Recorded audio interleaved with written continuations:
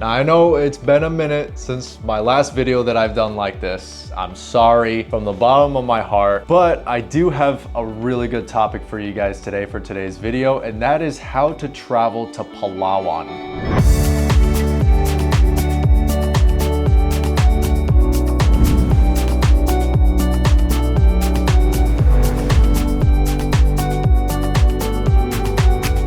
Palawan is one of the most popular places to visit in the Philippines.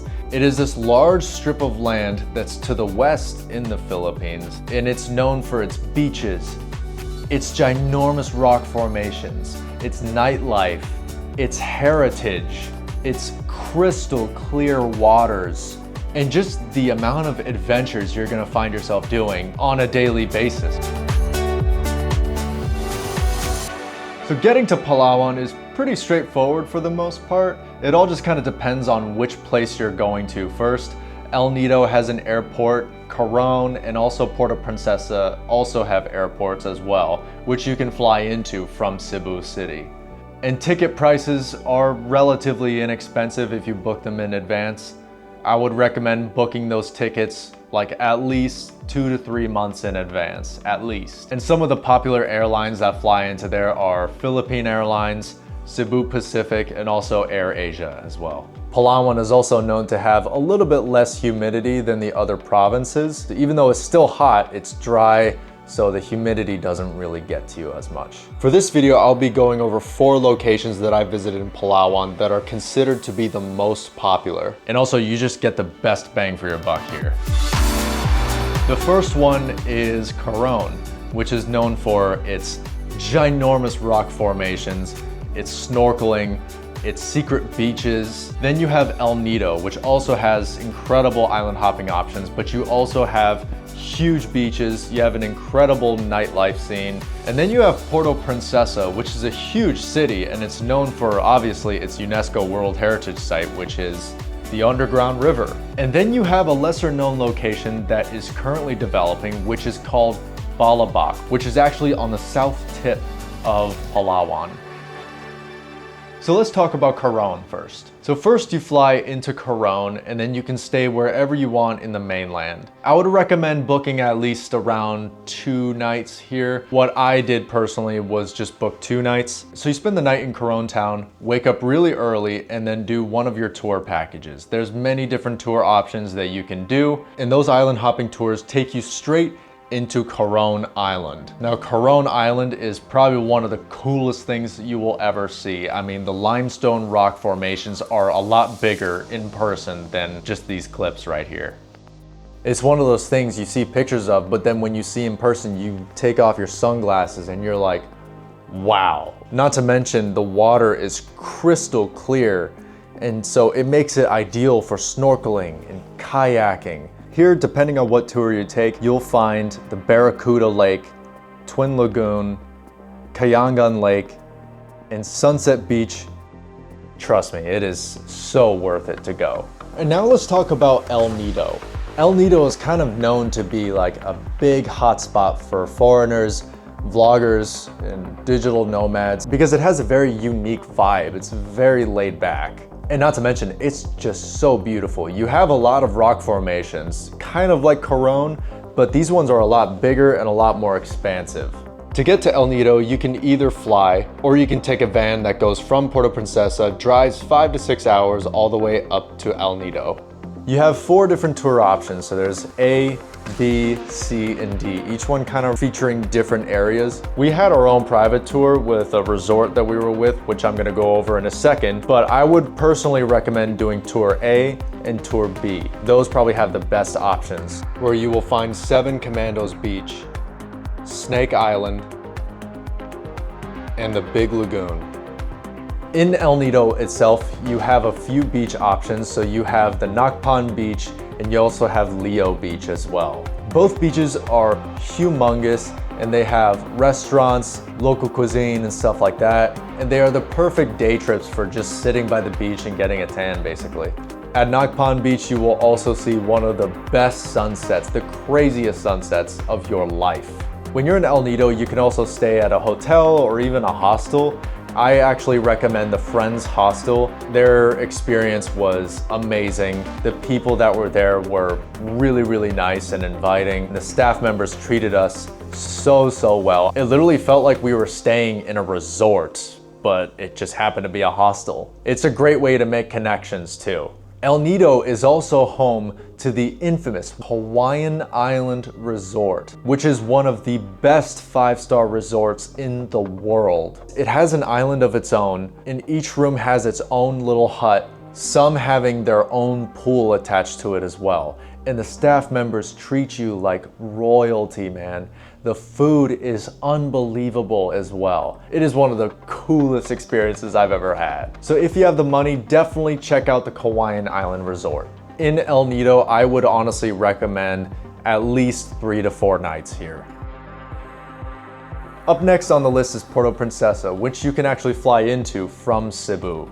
It takes around an hour-ish. Now, Puerto Princesa is a massive city. It's not as big as Cebu, but it is a pretty big city. And it's known to have its UNESCO World Heritage Site, which is the Underground River, which we unfortunately did not get the chance to do, but I hear that it is an incredible experience that everybody remembers. But it's interesting, so the river goes downwards underground, and then you can actually see all these different animals and all these creatures and critters on the ceiling of this cave. The temperature drops significantly when you're in there. You also have the Honda Bay island hopping experience. You will find Cowrie Island, Starfish Island, and Luli Island. Puerto Princesa is also known for its restaurant scene. We actually went to this place that had crocodile meat. You can also walk in the town of Puerto Princesa as well and see the different cultural sites. There's also an Airbnb, which is around 45 minutes to an hour drive outside of Puerto Princesa. And this Airbnb is absolutely insane. I mean, it's off the grid, it's quiet, you have little huts that you can stay in. It's relatively inexpensive too. And you can even go kayaking out in the open, and the water is so calm and clear. And I mean, the sunset speaks for itself. And so yeah, I would say you could spend at least a good 3 to 4 nights here. Now, this last place is actually a place that's not really well known to the public yet, but it's currently in the process of developing, and this place is called Balabac. At the time that I recorded this video, there's only one way that you can get to Balabac, and that is you fly into Puerto Princesa, you spend the night there, you wake up really early, and then hop in a van and just drive straight down to Bululuyan Port, which will then put you on a boat to Balabac. It is a very remote location, so if you want to disconnect from the world, this is the place to do it. So there's a few tour packages that you can select from. So there is the 3 days, 2 nights tour. Then there's also the 4 days, 3 nights tour, where you have the option to either sleep on one of the islands, or you can actually sleep in the Balabac town proper, which is what we did, because we needed AC. We went during the hottest time of the entire year, and yeah, there was no way we were going to sleep on an island. But during the cooler months like November through March, the temperatures are actually pretty manageable at night. The reason why Balabac is less touristy than the other places is because the drive actually takes a really long time. The drive is around 5 to 6 hours, and it's a really bumpy ride, just FYI. But once you're in Balabac, you will immediately start your island hopping journeys, where you can visit Onuk Island, Candaraman Island, Patawan Island, which was actually building a resort when we were there. This sandbar that's in the middle of the ocean. I have never seen a more beautiful place in my life. The water is so clear and so blue, and the sand is silky smooth. I am honestly shocked that not many people know about this place, because it fits the characteristics that you would find in a really touristy place just without the tourists. Balabac has some of the friendliest people you'll ever meet. They're different than the other locals. They're very family-centered. So they're very protective of their loved ones, but that doesn't mean that they're standoffish. They are still incredibly friendly. And then you can also enjoy the sunset at the beautiful lighthouse. Then once you're done there, you can just drive another 5 to 6 hours straight back up to Puerto Princesa and go on with your Philippines adventure. So let me leave you with some tips on traveling to Palawan. In places like Coron, El Nido, and Puerto Princesa, you'll find easy accommodation. Like you can find hostels, luxury resorts, Airbnbs, so on and so forth, and they're very easy to find. But in places like Balabac, accommodation can be kind of tricky to navigate. A lot of tour packages actually include accommodation.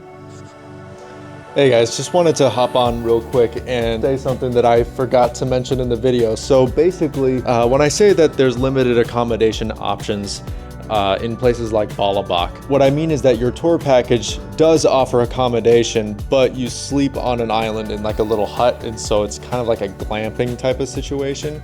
So just keep that in mind. If you decide to opt out of that and stay in the Balabac town proper, just know that some of the hostels are still under construction. Like I said, it's a developing place. So just keep that in mind. Without further ado, let's get back into the video. And also in a lot of these remote areas, I would bring a lot of cash with you because some of these places don't have a lot of ATMs. I know Puerto Princesa, El Nido, and Coron, like you are set. There's ATMs everywhere. But in places like Balabac, you really gotta be prepared and bring cash with you. When it comes to what to bring, I would be as light as possible. Bring light, breathable clothing. Only bring a carry-on and a bag. You're gonna be lugging around some of that stuff for a long time. And also bring an air tag. Air tags are a must. I've never gotten things stolen before, but if I did, I would have a lot of peace of mind knowing that there's an air tag so that I can find out wherever it went, find the person that took it, and not actually, but you know, I'll probably like call the cops or something. Or also bring sunscreen and aloe vera because, I mean, you never know when you're gonna get a really bad sunburn, and no stores have any aloe vera or sunscreen. I would be as prepared as possible. And when you're island hopping as well, it's also a huge plus if your bags are water resistant or water repellent. That's just really nice to have because a lot of those boats, waves can crash inwards, and yeah, I don't want you guys to ruin your stuff. So yeah guys, I hope this helps in your next travel to Palawan. If you want to see more Philippines content like this, definitely like, comment, and subscribe to the channel if you are new. I plan on releasing more of these kinds of videos, so definitely stay tuned for those. Without further ado, that's all I got. See you in the next video.